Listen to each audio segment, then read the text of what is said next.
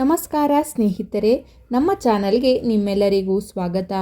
ಇಂದು ನಾವು 2026ರ ಜೂನ್ 29ರಂದು ಆಚರಿಸಲಾಗುವ ಅತ್ಯಂತ ಪವಿತ್ರವಾದ ಜ್ಯೇಷ್ಠ ಶುಕ್ಲ ಪೌರ್ಣಮಿ ಹಾಗೂ ವಟಪೂರ್ಣಿಮೆಯ ಸಂಪೂರ್ಣ ಮಾಹಿತಿಯನ್ನು ತಿಳಿದುಕೊಳ್ಳಲಿದ್ದೇವೆ. ಈ ಪೌರ್ಣಮಿ ಸಾಮಾನ್ಯ ಪೌರ್ಣಮಿಯಲ್ಲ. ಈ ದಿನ ಲಕ್ಷ್ಮೀದೇವಿ, ಮಹಾವಿಷ್ಣು, ಶಿವ ಮತ್ತು ಚಂದ್ರದೇವರ ಕೃಪೆ ಪಡೆಯಲು ಅಪರೂಪವಾದ ಅವಕಾಶ ದೊರೆಯುತ್ತದೆ. ಅದರಲ್ಲೂ ಈ ಬಾರಿ ಪೌರ್ಣಮಿ ಸೋಮವಾರ ಬಂದಿರುವುದರಿಂದ ಇದರ ಮಹತ್ವ ಮತ್ತಷ್ಟು ಹೆಚ್ಚಾಗಿದೆ.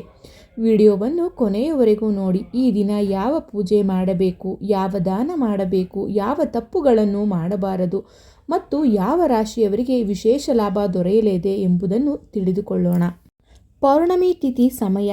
ಪಂಚಾಂಗದ ಪ್ರಕಾರ ಜ್ಯೇಷ್ಠ ಶುಕ್ಲ ಪೌರ್ಣಮಿ ತಿಥಿಯು ಜೂನ್ 29ರಂದು ಬೆಳಗ್ಗೆ 3:06 ಆರಂಭವಾಗುತ್ತದೆ.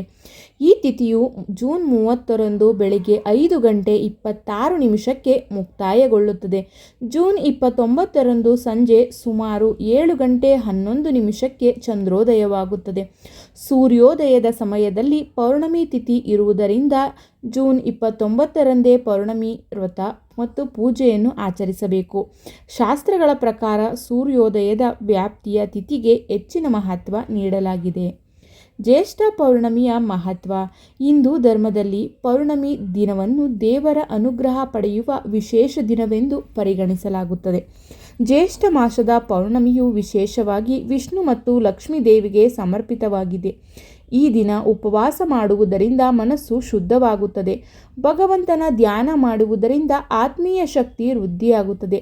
ಅನೇಕ ಪುರಾಣಗಳಲ್ಲಿ ಪೌರ್ಣಮಿಯ ದಿನದ ಮಹಿಮೆಯನ್ನು ವರ್ಣಿಸಲಾಗಿದೆ. ಈ ದಿನ ಮಾಡಿದ ಸಣ್ಣ ಪುಣ್ಯ ಕಾರ್ಯವೂ ಸಹ 1000 ಪಟ್ಟು ಫಲ ನೀಡುತ್ತದೆ ಎಂಬ ನಂಬಿಕೆ ಇದೆ. ಸೋಮವಾರ ಪೌರ್ಣಮಿಯ ವಿಶೇಷ. ಸೋಮವಾರವು ಶಿವನಿಗೆ ಅತ್ಯಂತ ಪ್ರಿಯವಾದ ದಿನ. ಪೌರ್ಣಮಿ ಮತ್ತು ಸೋಮವಾರ ಒಂದೇ ದಿನ ಬಂದಾಗ ಶಿವನ ಆರಾಧನೆಯ ಫಲ ಅನೇಕ ಪಟ್ಟು ಹೆಚ್ಚಾಗುತ್ತದೆ ಎಂದು ಹೇಳಲಾಗಿದೆ. ಈ ದಿನ ಶಿವಲಿಂಗಕ್ಕೆ ಹಾಲು, ನೀರು, ಬಿಲ್ವಪತ್ರೆ ಅರ್ಪಿಸಿದರೆ ಚಂದ್ರದೋಷ ನಿವಾರಣೆಯಾಗುತ್ತದೆ. ಮನಸ್ಸಿನ ಅಶಾಂತಿ ಕಡಿಮೆಯಾಗುತ್ತದೆ. ಉದ್ಯೋಗ, ವ್ಯಾಪಾರ ಮತ್ತು ಕುಟುಂಬದ ಸಮಸ್ಯೆಗಳಿಗೆ ಪರಿಹಾರ ದೊರೆಯುತ್ತದೆ ಎಂದು ಭಕ್ತರು ನಂಬುತ್ತಾರೆ. ವಟಪೂರ್ಣಿಮೆಯ ಕತೆ. ಈಗ ವಟಪೂರ್ಣಿಮೆಯ ಹಿಂದೆ ಇರುವ ಪವಿತ್ರ ಕಥೆಯನ್ನು ತಿಳಿಯೋಣ.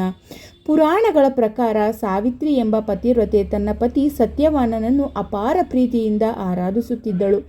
ಒಂದು ದಿನ ಸತ್ಯವಾನನ ಆಯುಷ್ಯ ಮುಗಿದಾಗ ಯಮಧರ್ಮರಾಜನು ಅವನ ಪ್ರಾಣವನ್ನು ತೆಗೆದುಕೊಂಡು ಹೋದನು. ಆದರೆ ಸಾವಿತ್ರಿಯು ತನ್ನ ಭಕ್ತಿ, ಧೈರ್ಯ ಮತ್ತು ಬುದ್ಧಿವಂತಿಕೆಯಿಂದ ಯಮನನ್ನು ಮೆಚ್ಚಿಸಿದಳು. ಕೊನೆಗೆ ಯಮಧರ್ಮರಾಜನು ಸತ್ಯವಾನನ ಪ್ರಾಣವನ್ನು ಮರಳಿ ನೀಡಿದನು. ಈ ಘಟನೆಯ ನೆನಪಿಗಾಗಿ ವಿವಾಹಿತ ಮಹಿಳೆಯರು ವಟಪೂರ್ಣಿಮೆಯನ್ನು ಆಚರಿಸುತ್ತಾರೆ. ವಟವೃಕ್ಷದ ಮಹತ್ವ. ಆಲದ ಮರವನ್ನು ವಟವೃಕ್ಷ ಎಂದು ಕರೆಯುತ್ತಾರೆ. ಹಿಂದೂ ಧರ್ಮದಲ್ಲಿ ಇದು ತ್ರಿಮೂರ್ತಿಗಳ ಸಂಕೇತವಾಗಿದೆ. ಬೇರುಗಳಲ್ಲಿ ಬ್ರಹ್ಮ, ಕಾಂಡದಲ್ಲಿ ವಿಷ್ಣು ಮತ್ತು ಶಾಖೆಗಳಲ್ಲಿ ಶಿವ ನೆಲೆಸಿದ್ದಾರೆ ಎಂದು ನಂಬಲಾಗಿದೆ. ಈ ಕಾರಣದಿಂದ ವಟವೃಕ್ಷದ ಪೂಜೆಗೆ ವಿಶೇಷ ಮಹತ್ವ ನೀಡಲಾಗಿದೆ. ಮಹಿಳೆಯರು ಮರದ ಸುತ್ತ ದಾರ ಕಟ್ಟುವುದರಿಂದ ಅಖಂಡ ಸೌಭಾಗ್ಯ ದೊರೆಯುತ್ತದೆ ಎಂದು ನಂಬುತ್ತಾರೆ. ಪೂಜಾ ವಿಧಾನ. ಬೆಳಿಗ್ಗೆ ಬ್ರಹ್ಮ ಮುಹೂರ್ತದಲ್ಲಿ ಎದ್ದು ಸ್ನಾನ ಮಾಡಬೇಕು. ಶುಭ್ರವಾದ ಬಟ್ಟೆ ಧರಿಸಬೇಕು. ದೇವರ ಕೋಣೆಯಲ್ಲಿ ದೀಪ ಹಚ್ಚಿ ಗಣಪತಿ ಪೂಜೆ ಮಾಡಬೇಕು. ನಂತರ ಲಕ್ಷ್ಮೀದೇವಿ, ವಿಷ್ಣು ಮತ್ತು ಶಿವನ ಪೂಜೆ ಮಾಡಬೇಕು. ಸತ್ಯನಾರಾಯಣ ಸ್ವಾಮಿ ಕಥೆ ಓದುವುದು ಅತ್ಯಂತ ಶುಭಕರ. ಸಂಜೆ ಚಂದ್ರೋದಯವಾದ ನಂತರ ಚಂದ್ರನಿಗೆ ಹಾಲಿನ ಅರ್ಘ್ಯ ಸಮರ್ಪಿಸಬೇಕು. ನಂತರ ಉಪವಾಸ ಮುಗಿಸಬಹುದು. ಈ ದಿನ ಮಾಡಬೇಕಾದ ದಾನಗಳು: ಅನ್ನದಾನ, ವಸ್ತ್ರದಾನ, ನೀರಿನ ದಾನ, ಹಣ್ಣುಗಳ ದಾನ, ಬಡವರಿಗೆ ಆಹಾರ ನೀಡುವುದು. ಈ ಎಲ್ಲ ಕಾರ್ಯಗಳು ಅಪಾರ ಪುಣ್ಯವನ್ನು ನೀಡುತ್ತವೆ. ಯಾವ ಕೆಲಸಗಳನ್ನು ಮಾಡಬಾರದು: ಸುಳ್ಳು ಹೇಳಬಾರದು, ಯಾರನ್ನು ಅವಮಾನಿಸಬಾರದು, ಮದ್ಯಪಾನ ಮತ್ತು ಮಾಂಸಾಹಾರದಿಂದ ದೂರವಿರಬೇಕು, ಕೋಪ ಮತ್ತು ಜಗಳವನ್ನು ತಪ್ಪಿಸಬೇಕು, ಸಾಧ್ಯವಾದಷ್ಟು ದೇವರ ಸ್ಮರಣೆ ಮಾಡಬೇಕು. ರಾಶಿಫಲಗಳ ಬಗ್ಗೆ ತಿಳಿದುಕೊಳ್ಳೋಣ. ಮೇಷರಾಶಿ. ಆರ್ಥಿಕ ಪರಿಸ್ಥಿತಿ ಸುಧಾರಿಸಲಿದೆ. ಧಾರ್ಮಿಕ ಕಾರ್ಯಗಳಲ್ಲಿ ಆಸಕ್ತಿ ಹೆಚ್ಚಿಸಲಿದೆ. ವೃಷಭ ರಾಶಿ. ಆರೋಗ್ಯದ ಕಡೆಗೆ ಗಮನವಿರಲಿ. ಅನವಶ್ಯಕ ಖರ್ಚುಗಳಿಗೆ ಕಡಿವಾಣ ಹಾಕಿ. ಮಿಥುನ. ವೈವಾಹಿಕ ಜೀವನ ಸುಖಮಯವಾಗಿರುತ್ತದೆ. ವ್ಯಾಪಾರದಲ್ಲಿ ಉತ್ತಮ ಲಾಭ ಸಿಗಲಿದೆ. ಕಟಕ. ಶತ್ರುಗಳ ಮೇಲೆ ಜಯ ಸಿಗಲಿದೆ. ಸಾಲಬಾಧೆಯಿಂದ ಮುಕ್ತಿ ಪಡೆಯುವಿರಿ. ಸಿಂಹರಾಶಿ. ವಿದ್ಯಾರ್ಥಿಗಳಿಗೆ ಉತ್ತಮ ದಿನ. ಸಂತಾನ ಭಾಗ್ಯದ ದಾರಿಯಲ್ಲಿ ಅಡೆತಡೆಗಳು ನಿವಾರಣೆಯಾಗಲಿವೆ. ಕನ್ಯಾ. ಭೂಮಿ ಅಥವಾ ವಾಹನ ಖರೀದಿ ಯೋಗವಿದೆ. ಕುಟುಂಬದಲ್ಲಿ ಸಂತೋಷ ಇರಲಿದೆ. ತುಲಾ, ಸಹೋದರರಿಂದ ಸಹಾಯ ಸಿಗಲಿದೆ. ನಿಮ್ಮ ಧೈರ್ಯ ಮತ್ತು ಆತ್ಮವಿಶ್ವಾಸ ಹೆಚ್ಚಾಗಲಿದೆ. ವೃಶ್ಚಿಕ, ಸಿಕ್ಕಿಬಿದ್ದ ಹಣ ಕೈ ಸೇರಲಿದೆ. ಮಾತು ನಿಯಂತ್ರಣದಲ್ಲಿರಲಿ, ಇಲ್ಲದಿದ್ದರೆ ವಿವಾದಗಳಾಗಬಹುದು. ಧನುಸ್ಸು, ಸಮಾಜದಲ್ಲಿ ಗೌರವ ಹೆಚ್ಚುತ್ತದೆ. ಹೊಸ ಅವಕಾಶಗಳು ನಿಮ್ಮನ್ನು ಹುಡುಕಿಕೊಂಡು ಬರಲಿವೆ. ಮಕರ, ವಿದೇಶಿ ಪ್ರಯಾಣದ ಯೋಗವಿದೆ, ಆದರೆ ಹೂಡಿಕೆ ಮಾಡುವಾಗ ಎಚ್ಚರಿಕೆ ಅಗತ್ಯ. ಕುಂಭ, ಆದಾಯದ ಹೊಸ ಮೂಲಗಳು ಸೃಷ್ಟಿಯಾಗಲಿವೆ. ಹಳೆಯ ಮಿತ್ರರನ್ನು ಭೇಟಿಯಿಂದ ಮನಸ್ಸಿಗೆ ಸಂತೋಷ ಸಿಗಲಿದೆ. ಮೀನ, ಉದ್ಯೋಗದಲ್ಲಿ ಬಡ್ತಿ ಸಿಗುವ ಸಾಧ್ಯತೆ ಇದೆ. ಹಿರಿಯ ಅಧಿಕಾರಿಗಳಿಂದ ಪ್ರಶಂಸೆ ವ್ಯಕ್ತವಾಗಲಿದೆ.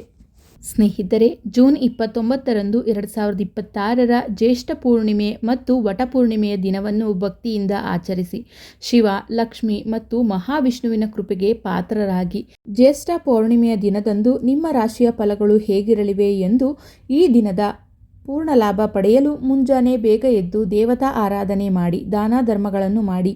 ಈ ಮಾಹಿತಿ ನಿಮಗೆ ಇಷ್ಟವಾಗಿದ್ದರೆ ದಯವಿಟ್ಟು ವಿಡಿಯೋವನ್ನು ಲೈಕ್ ಮಾಡಿ, ನಿಮ್ಮ ಸ್ನೇಹಿತರೊಂದಿಗೆ ಶೇರ್ ಮಾಡಿ ಮತ್ತು ಇಂತಹ ಧಾರ್ಮಿಕ ಮಾಹಿತಿಗಳಿಗಾಗಿ ನಮ್ಮ ಚಾನಲನ್ನು ಸಬ್ಸ್ಕ್ರೈಬ್ ಮಾಡಿಕೊಳ್ಳಿ.